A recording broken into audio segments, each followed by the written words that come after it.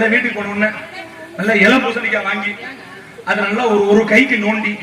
ஒரு கை சூடத்தை எடுத்து போட்டு குடிச்சில ஒரு வாடி சுத்தி போடலாம் இருக்கிற கண்ணுக்குள்ள ஊரு கண்ணுக்குள்ள இங்க ஆனா இந்த புள்ள பெரிய கோடீஸ்வரியா இருக்கா குண்டிய சுத்தி ஒரு தங்க காசா தந்துடா அப்போது பார்த்த புள்ள அடையாளம் தெரியவில்லை அப்போது பார்த்த புள்ள